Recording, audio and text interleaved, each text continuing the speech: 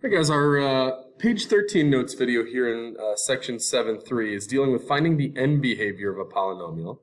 The good thing is you just went through a Desmos activity that allowed you to discover a little bit how a polynomial function behaves at its ends in terms of like all the way to the right or all the way to the left. What happens? Is it going up or going down? Because it's going to be one or the other.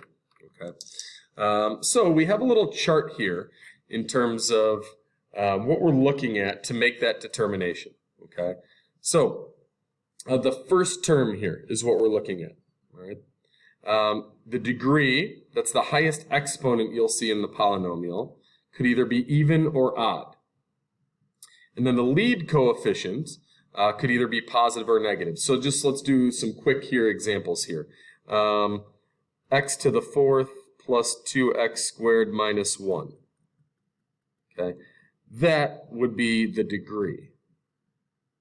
This would mean it is a degree 4 polynomial. Okay, for just an example here. F of x equals x plus 2, x minus 3, x plus 5, all factors. Okay, a little bit more difficult to determine what the degree is when it's in factored form, but you can kind of think about this like if you multiplied all these together. We have 1, 2, 3 x's. You multiply all that together, we should get an x to the third here. Okay, so this polynomial has a degree 3, which in that case would be an odd degree. That's important to know. Obviously, the degree is important, but most notably whether the degree is even or odd.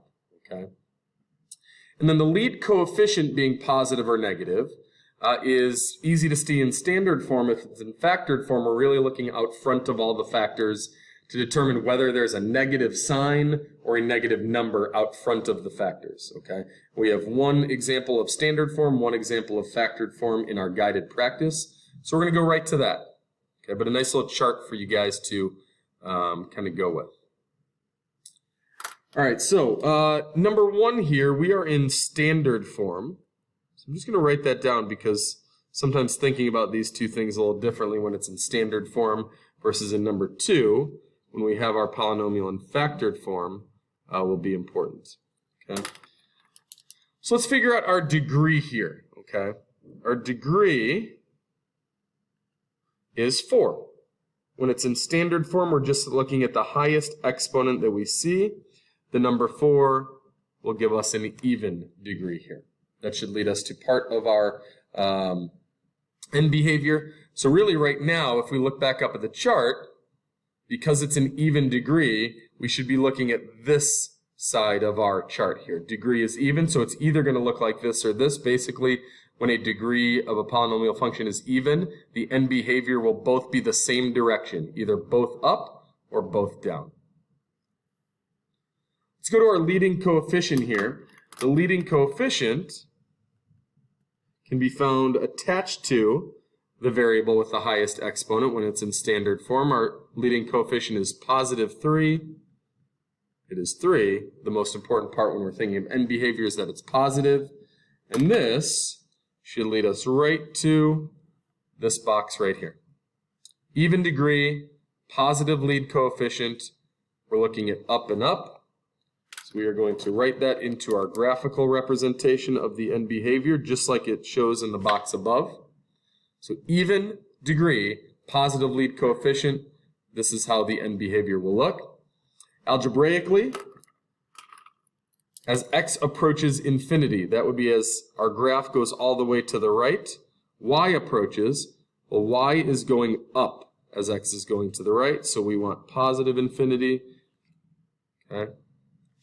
As x approaches negative infinity, that means what's happening all the way to the left. Well, we know it's also going up here. So y will approach infinity. And that matches with our characteristics in our little chart above. Let's take a look at one in factored form. Okay. Our degree here, when it's in factored form, not quite as easy. All right, it can be as easy as counting up how many x's we have, or thinking about if we were to multiply all these together, what would be that highest exponent? If we multiply all these together, we get some version of x to the 4th. Okay, so our degree is going to be 4 again, which we know is even. In factored form, our lead coefficient, we're really just looking at any terms that are attached to the front, like where a GCF might be, or just even a negative sign, okay? So we're thinking, okay, is there a negative sign attached to the front of our factors? In this case, there is. Our lead coefficient is negative. All right, again, we should be looking in the left side of our chart here because the degree is even and the lead coefficient is negative. We're going to be going down on both sides of our end behavior. So let's draw that graphically. And let's write it algebraically as x goes to infinity. Again, that means as x goes to the right, y is going to go down, as you see here. That means y is going to go to negative infinity. As x goes all the way to the left, that's negative infinity. Let's take a look at our visual. It's also going to be going down to negative infinity. All right. You do have some individual practice on the following page to these notes where you're determining whether the lead coefficient is positive or negative. I can even show you that page here real quick. All right. So we're going to fill out our chart starting with whether the lead coefficient is just positive or negative, positive or negative. Is our degree even or odd? And these two columns should lead us to our end behavior over here. And a little fill in the blank table for yourself for reference.